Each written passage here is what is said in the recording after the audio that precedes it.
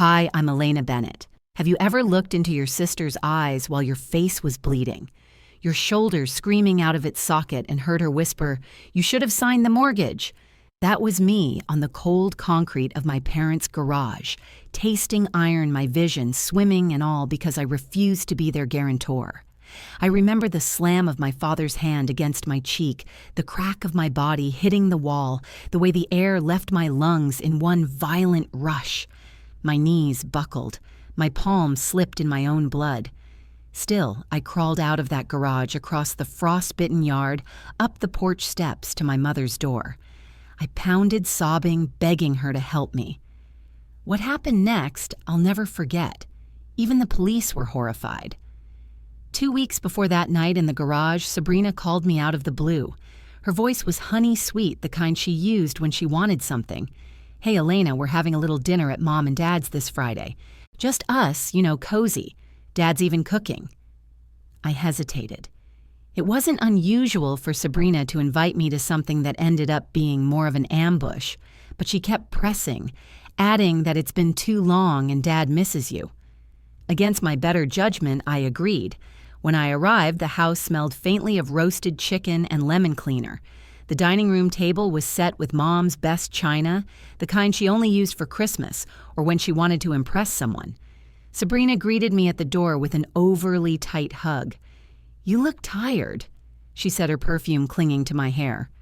Behind her, my father, Thomas Bennett, sat at the head of the table. Shoulders squared, a tumbler of whiskey in his hand. His expression was unreadable. I hung my coat and joined them, forcing a polite smile. Dinner began pleasantly enough.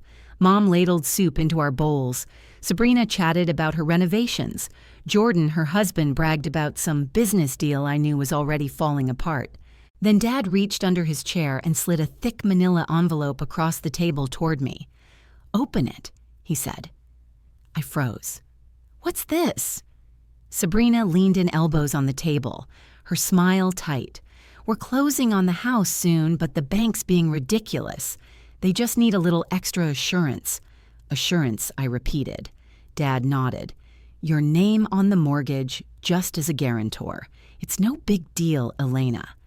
The words hit me like a slow punch. I worked in finance.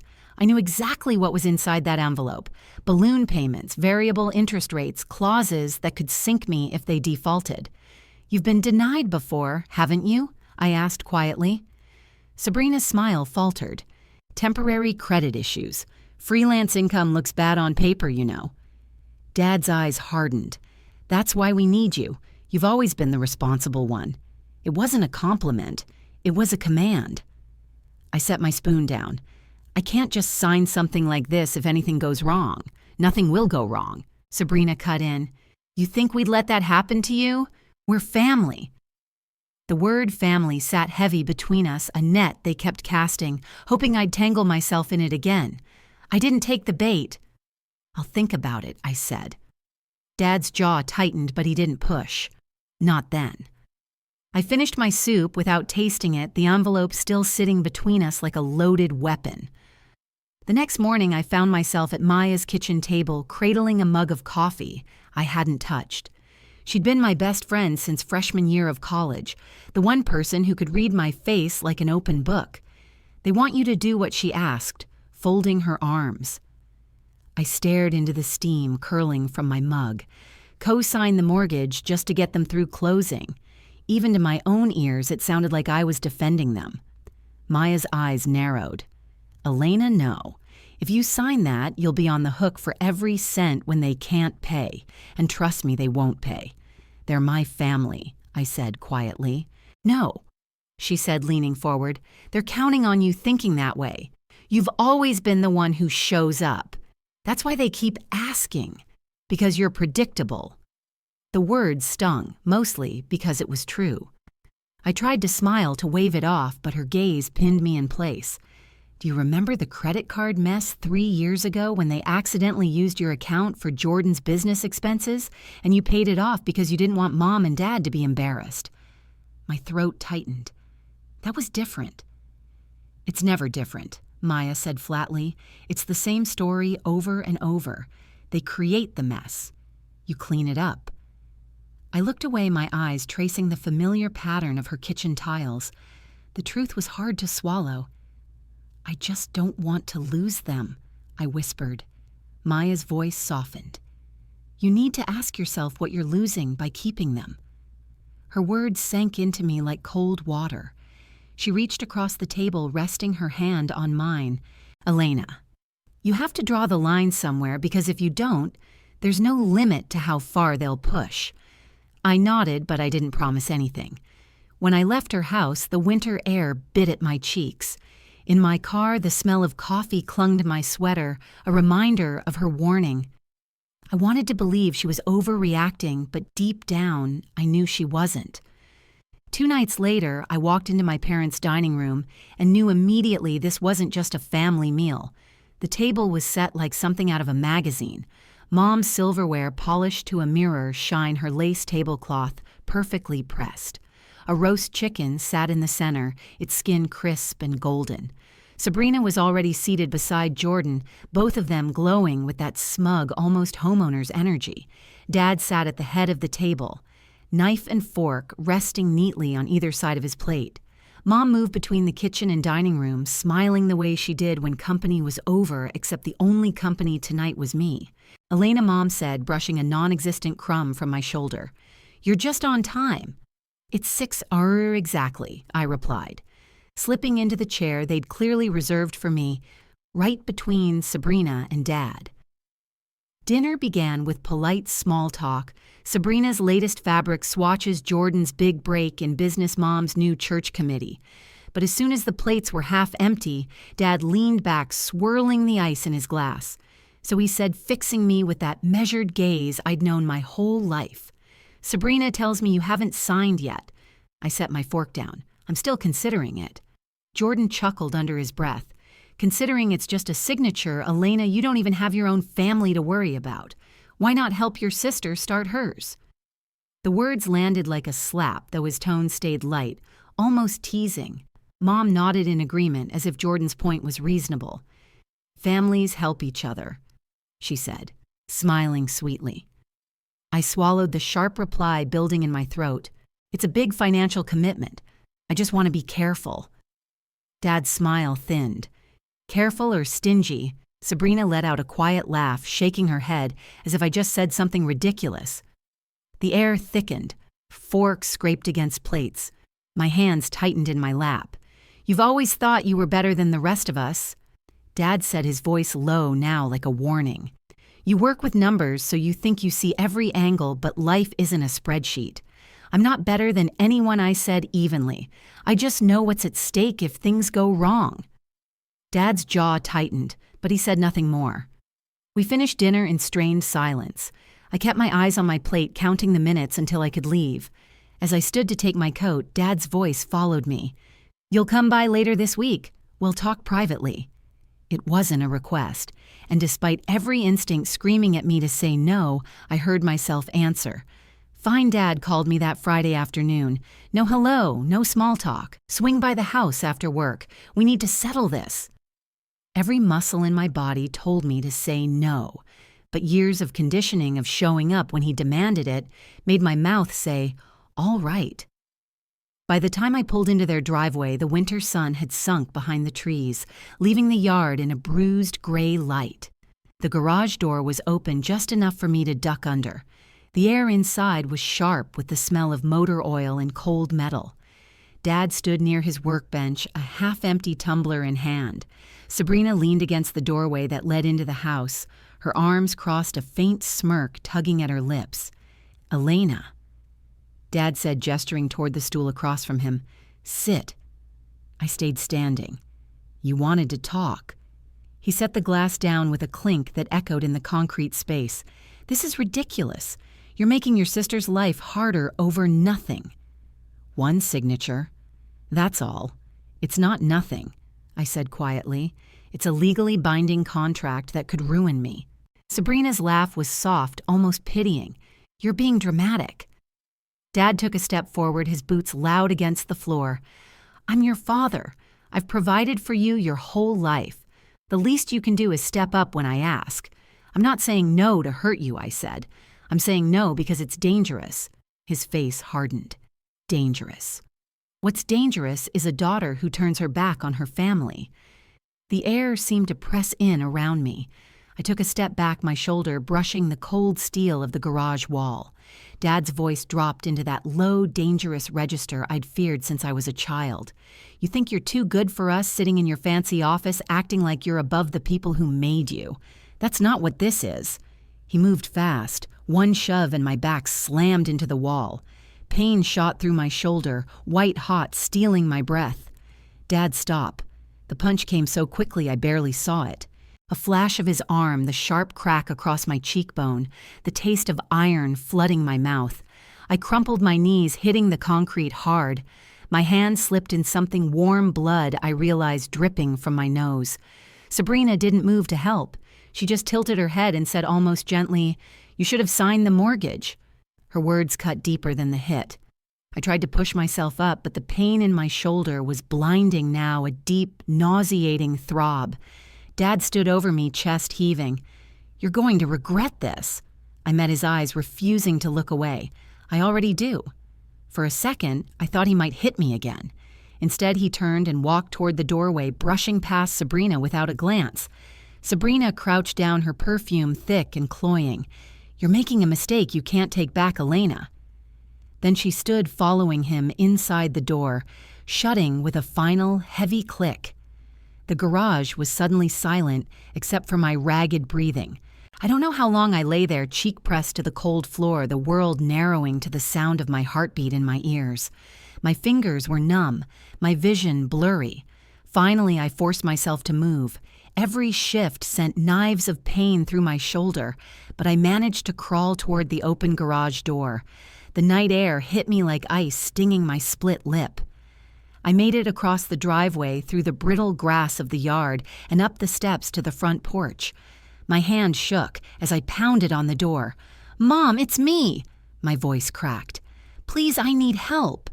Inside, I heard muffled voices, my mother's and my father's low and firm. "Please, Mom." I sobbed, my forehead resting against the door frame. "I'm hurt. I just need you to open the door." The voices stopped. The house went still. I knocked again, weaker this time. "Don't leave me out here." Nothing. My legs gave out and I sank onto the welcome mat, the one that read "Family First" in cheerful cursive. Blood from my lip spotted the fabric. Somewhere down the street, a dog barked. Snow began to drift in the cold air, dusting my hair, melting against my hot skin. That was how Mrs. Walker found me crumpled on the porch, half-conscious, bleeding. "Oh my God, Elena, what happened?" She was already pulling out her phone. "Stay with me. I'm calling 911. The last thing I remember before the sirens was the slam of the front door not opening to let me in, but closing tighter, shutting me out for good. The sirens grew louder until blue and red lights flashed across the snow. 2 EMTs knelt beside me, their voices calm but urgent. "Ma'am, can you hear me?" What happened? My shoulder. I winced as one of them gently touched it. "Looks dislocated," he said to his partner. "We'll stabilize it." They wrapped me in a blanket, lifting me carefully onto a stretcher. The cold air bit at my cheeks, but I barely noticed. What I noticed was the house behind me, the dark windows, the closed curtains. Not once did my parents come out. A police officer crouched beside me as they loaded me into the ambulance. "You're safe now. We'll take care of you." Safe. The word felt foreign. At the hospital, a doctor reset my shoulder, stitched my lip, and ordered scans for possible fractures. Lying in that stark white room, I kept replaying the garage Dad's fist, Sabrina's smirk, the sound of the door shutting. When I was discharged the next day, my phone lit up with dozens of missed calls and texts. None were from my parents, none from Dad, none from Mom but my sister. Oh, she'd been busy. Maya's name popped up on my screen. "Before you see it somewhere else, I need to show you something." She sent me a link to Sabrina's private Facebook post. Private, but not private enough. There I was on the garage floor, face steer with blood eyes glazed. The clip was short, grainy, and deliberately cropped. The caption read, "Please keep my sister in your prayers. She's been struggling and had an episode last night. We did everything we could to calm her down. An episode. My stomach turned.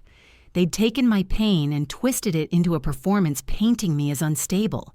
And knowing Sabrina, she'd already fed that story to half the family, if not the entire neighborhood. I called Maya. She's making me look dangerous like I did this to myself. Maya didn't mince words. She's controlling the narrative and you're letting her. What am I supposed to do? I asked. Go online and argue, that'll just make me look worse. Her voice was steady. No, you gather proof. This isn't family drama anymore. It's assault, and now it's defamation. Press charges. The thought made my chest tighten. My own father, my own sister. But then I thought about the blanket over my shoulders in the ambulance, the one the EMTs had given me because strangers cared more than my own blood. Maybe Maya was right. That night, after Maya's call, I sat at my kitchen table with my laptop open. The cursor blinked on a blank folder. I typed one word into the name field. Evidence. For a long time, I just stared at it, my pulse in my ears. This was more than just saving files. It was crossing a line I'd never dared to cross with my family. The first thing I uploaded was the ER report from the hospital. Diagnosis: dislocated left shoulder, blunt force trauma to the face, split lip. Physician's note: injuries consistent with physical assault could not be self-inflicted. Then came the photographs. I'd taken them that morning, my hand shaking as I held the phone, bruises blooming purple across my jaw, swelling under my eye, the angry red welt on my shoulder where Dad had grabbed me. I saved each one, carefully labeling them by date and time. Next, I opened my messages. Every text from Sabrina, every missed call, every group chat where she or Mom had hinted I was unstable went into the folder. Then I pulled up the Facebook video, even cropped and edited.